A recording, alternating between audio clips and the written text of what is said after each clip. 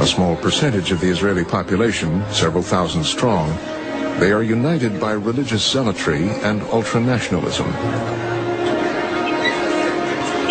They oppose Israeli democracy and any peaceful dealings with the Palestinians. If we want to understand Rabbi Kahana, his message was that we need to go to war because, in fact, what will bring our redemption is not prayer. What will bring redemption is war.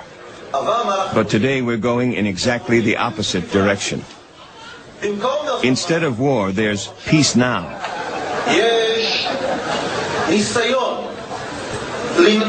There's an attempt to prevent war at all costs.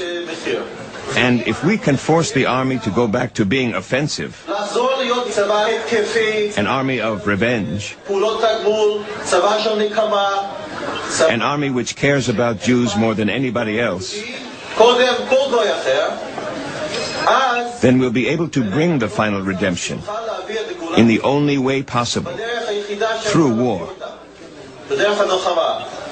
War now.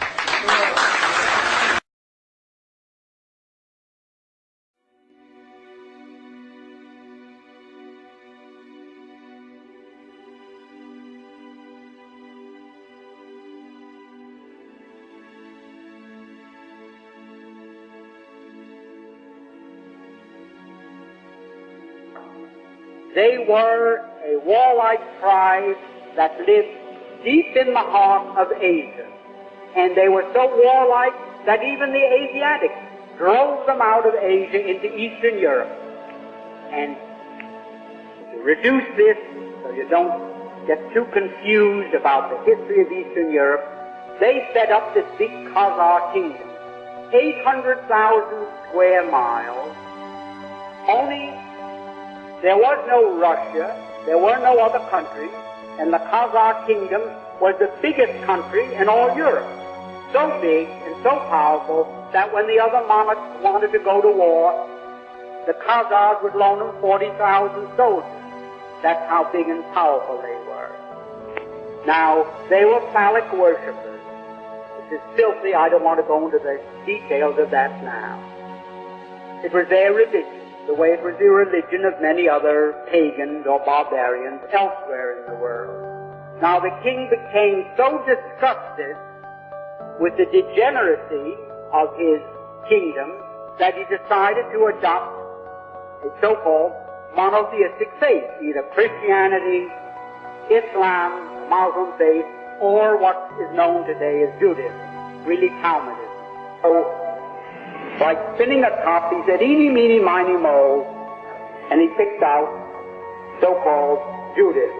And that became the state religion, and he sent down to the Talmudic schools of Tel Aviv and Surah, and brought up thousands of these rabbis with their teachings, and he opened up synagogues and schools in his kingdom of 800,000 people, 800,000 square miles, and maybe 10 to 20 million people, and they became what we call Jews. There wasn't one of them that ever had an ancestor that ever put a toe in the Holy Land, not alone in Old Testament history, but back to time, the beginning of time.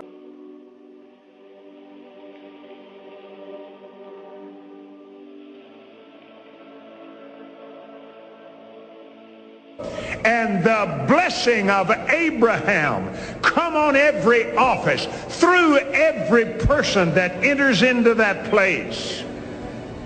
That the blessing flow beyond any manifestation that any of these people have ever seen, and suddenly they will say, we can no longer turn our backs on the nation of Israel, and we will stand, and we will be firm, and we will win and not lose. We killed Jesus, we're proud of it. This is my land. This is not your land, it belongs to these families. You son of a bitch. I'm gonna kill you and the ghost. That's what I see, you son of a shit. This is my land. God gave it me. Fuck you. When the Zionism was, the whole movement of Zionism was created, the concept, the ideology of transforming Judaism from spirituality, a religion, into a materialism, a nationalistic goal to have a piece of land, all the rabbinical authorities said this is antithetical with what Judaism is all about, expressly forbidden in the Torah, because we are in exile by God. Millions of Christians are holding up the weary arms of Israel's soldiers and giving hope to the tired souls of besieged Israelis. And it wasn't only that Pastor Hagee led them into this camp, but for so many of them it was Pastor Hagee who taught them that their Bible demands they stand with Israel and that their theology requires that they act on this theological belief.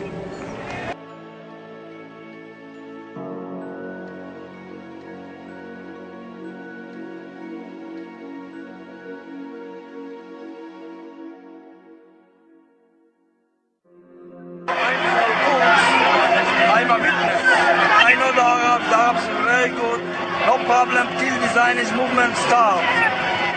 My grandmother told me before the Zionist movement start, they babysitting each other, the kids.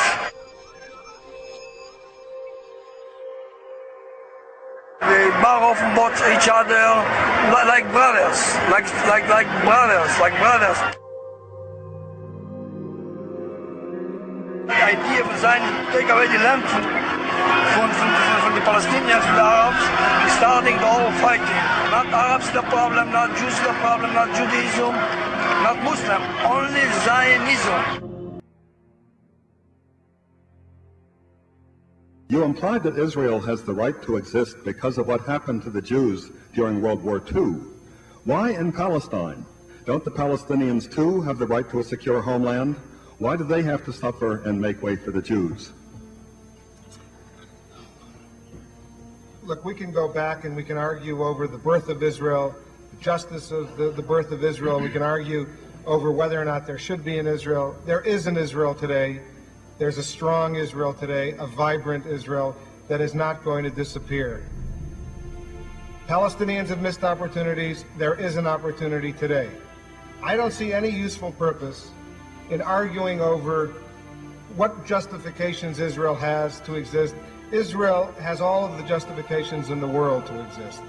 And I don't even think it's appropriate to question the reason why Israel exists. Thank God that there is at least one Israel, an Israel where Jews can live if they want to. They don't have to live there.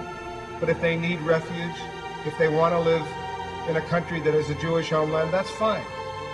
And I think, as I said before, all of us should be delighted that we happen to be around at a time in this world when there is this Israel.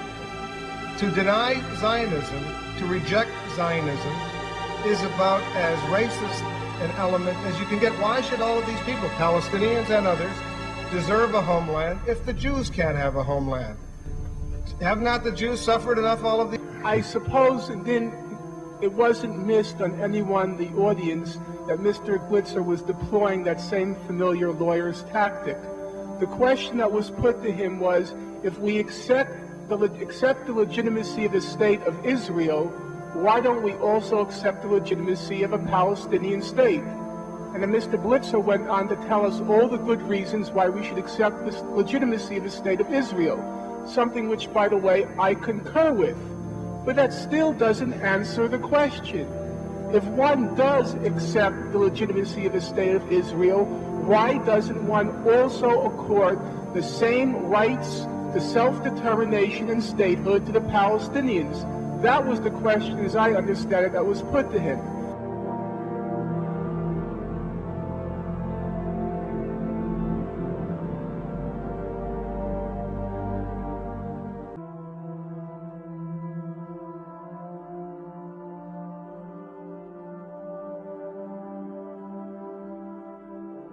Often when there is dissent expressed in the United States against policies of the Israeli government.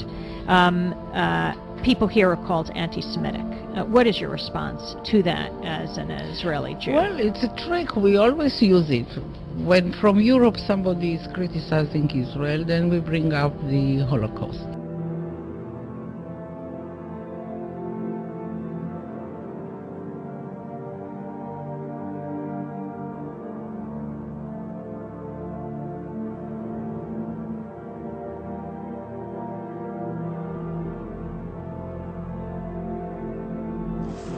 There are certain conditions, according to Jewish law, under which non-Jews may live here. This doesn't apply to the Arabs. They don't fit the category.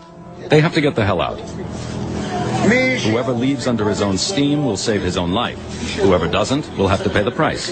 This is the land of Israel.